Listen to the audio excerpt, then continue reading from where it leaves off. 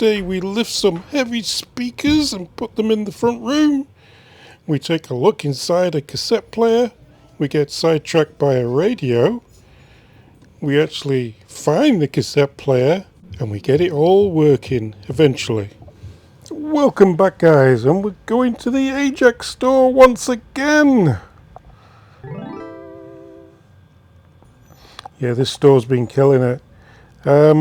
So this video is going to be in 3 parts almost, but all in this video. So first of all, we find the tape player for my own personal stereo system. This one, $187, someone asking for it. No way is it. There's no chance that this is worth nearly $200. It's a $13 item at the thrift store. No chance is this worth nearly $200. Not a chance. I do like the VU meters though. We'll look at them later. Yeah, on, off, usual. It's just a straightforward, nice cassette player, this Hitachi. I should know because I have a black one at home. But again, we'll go into that on part 2. But part 1, let's just look at this thing and think, is it worth buying? Is it something that I want? It definitely is. Before we go any further. Very, very simple to use. It's the DE1 by Hitachi. Probably late 80s, mid 80s maybe. It's got the left and right and the input for the record. Yeah, I like it. It's good. It's just simple, you know. It's simples, and I really love the VU meters on it. So what we got to do now is plug her in and see if we get any. Oops. Hold on. Be back in a minute. There we go. Let's see if we get any noises from it, or even any capstans turning or anything turning. I know with these that when you turn it on, the motor runs constant. Like I said, I really like those VU meters. The little trip meter on them never works. Eject is pretty cool. Nice, smooth. Like I said, it's just guys. It's just I'm not that keen on the twin cassettes. I just like a cassette player to play my cassettes back. I'm not even wanting to record. Anyway, there's nothing. It's not a good start. There's nothing going on in the old revolving department. Not a thing, nothing going on there, nothing going on rewound. But I can hear the motors. I can hear the motor running. And really, I guess if the motor's running, it's got a chance. Let's just try it again. Hold on. See if I'm doing anything wrong. No, I'm not doing anything wrong. Yeah, you can see, guys. Well, you can hear, I don't know if you can hear a motor running. Would help if I turned it on. There we go. Can you hear the motor running? You can just hear it if you listen really carefully. If I wasn't talking. Yeah, the volume on these is for setting it for recording, not for actual playback sound. That comes, you set that with your amp. So let's throw it in the basket and let's just make a little pit stop before we get to the checkout and take a look at this radio. So this is the nearest one I could find to it. It's not the same make. They were wanting 150 bucks.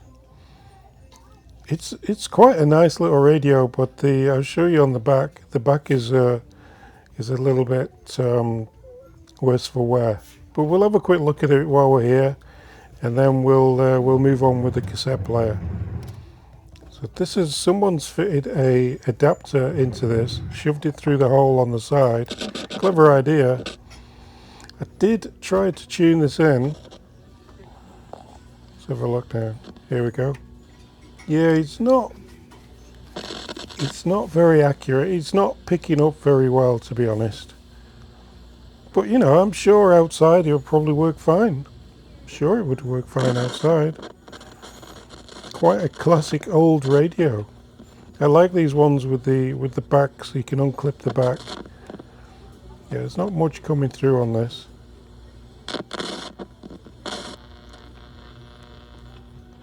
I'm giving it a go. No. You can see the channels are there to be had, but they're just not coming through. But what I wanted to do, I'll show you in the back of it. So let's unclip it. $7.99 they want. That's not bad, is it really? Come on, $8. You can't buy anything like this for $8. Got a schematic scheme on the back there for you. And yeah, just no, there's no chips. I like the little battery holder, that's cool. So you put your 4, I think the C cells in there, or whatever they are. Put them in there, and then that clips in. It shows you basically how to fix it. Well, not how to fix it, but shows you where everything should go and what they are. I'll do a close-up for you, and you can have a good look at all the capacitors and just how things used to be built, eh? Big transformer there. It must have had a mains plug for it somewhere. Yeah, someone's gone through the battery extension thing with a cable to an adapter. Anyway, let's check out with the Hitachi. Self-checkout in here, guys. You can go to a normal checkout, but these are, we get self-checkouts here. And altogether with tax, $14. So yeah, we got it home, $12.99, $14 with tax. Quite an interesting purchase, to be honest. I'm looking for a silver-fronted cassette player for my stereo upstairs on the main floor, and I already have one of these, and I've already repaired one. It's part of my Hitachi system that I found at the roadside. So yeah, let's dig into it. Let's get the, well, we'll do a time lapse. We'll get the belts out, and let's see if it is repairable. I think it is. The motors, I can hear them. I know that if I put a drop of oil on the motors, they'll go quiet. The belts are easy to change, except for the the timer belt. That's really difficult. I didn't fix that on my last one because it would mean taking a lot of stuff off, and I never use that anyway. And this is for me to use, not for resale. So yeah, let's get into it and let's get it fixed up. Very simple to get into it. There's just 2 screws on the back and then the lid pops off. So as you can see, the belts have totally gone. Not as, oh yeah, almost as bad as the other one there. Look at that. Yeah, it's really horrible. I gotta put this down somewhere. Hold on. Yeah, the main belt is a complete mess. It looks like it's stuck on that wheel like it did on the other one. And this is the one for the timer. It goes around the back of the system here. I didn't change it on the last one. I couldn't be bothered taking all that out. So yeah, it goes right into there. Oh, I don't really want to do that. I just want to get the player running. So we just need to put a belt from here. I think it goes down into there and then onto the motor. And the motor spins when you plug it in, I believe, from what I can hear. Let's have a listen. Okay, so it's plugged in. We'll turn it on. Yeah, look, as you can see, the motor spins up just as it's turned on, and you actually have to turn it off for the motor to finish. It's actually quite quiet, that motor. Not so bad. And it spins everything else, and then you just press play. So yeah, let's get on with it.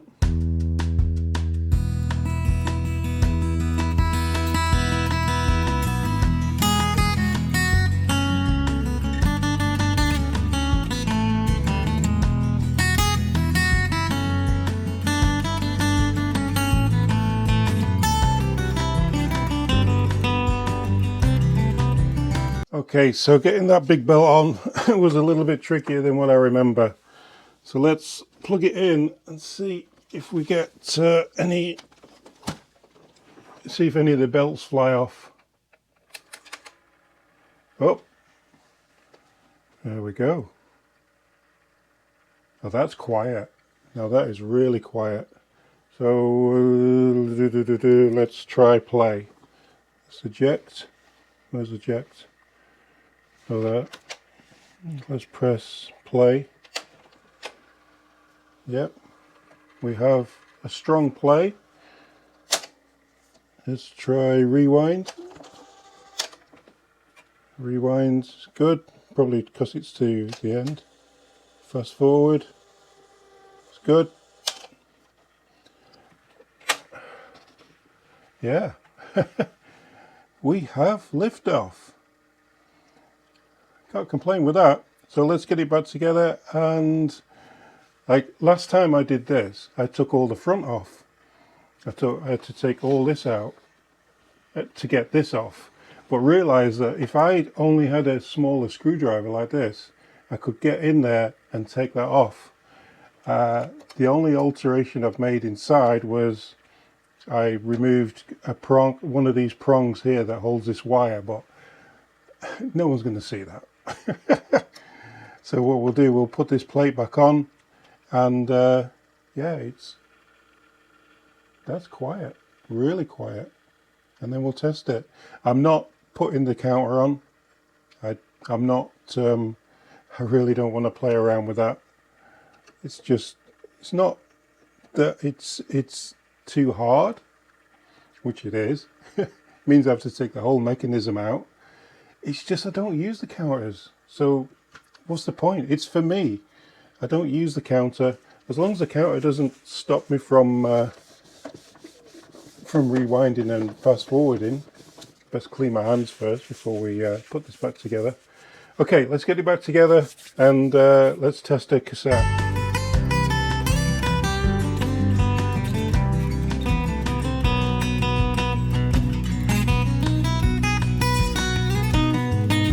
Remember those speakers I got for free on free giveaway day? Well, it's time to dig them out of the garage.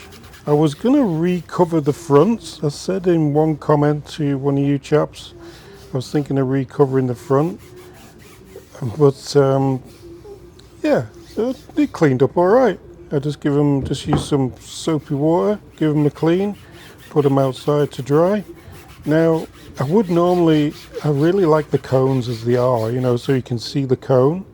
But with us having a grandson that visits, I'm pretty sure it wouldn't take long before he puts his finger in the cone. So I'm going to put these on, and if anyone visits while I'm not home, I won't come home to dented cones in my speakers.